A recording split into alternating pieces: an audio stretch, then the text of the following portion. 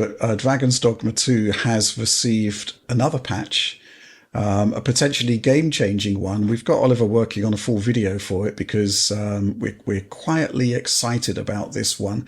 Going to offer up some very early first impressions, separate and distinct from what Oliver's doing. John, you've played it on PlayStation 5, and did I hear you correctly? You now think it's playable? Correct. I tried to play this game earlier in this year because it was very interesting to me, but I found it unplayable. Right. Frankly, I think the way that it looked in motion was bad. It was 60 hertz output. PS5's VRR being limited to what it is meant you either got a very unstable frame rate, which looks juddery and not good, or you got a 30 FPS cap that they patched in that was completely broken, and the game just looked terrible in motion. So I never actually really played it. I played the intro, I got into the open world, and I'm just like, I don't want to play this. This feels bad to play.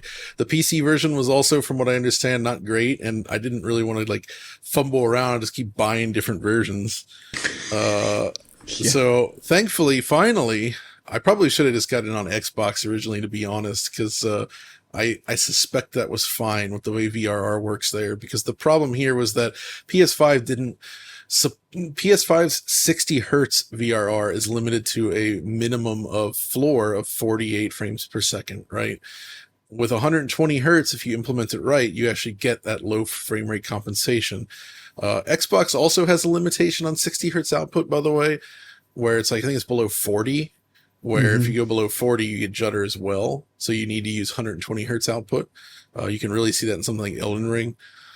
But here, now, on PS5, you flip on the 120 hertz toggle, it switches over to the display, and now you can use either the 30 FPS cap or just leave it unlocked, and both of them look so much better. Okay. Like, yeah, the frame rate's still not especially high, but it now looks evenly paced and smooth and fluid and correct to the eye.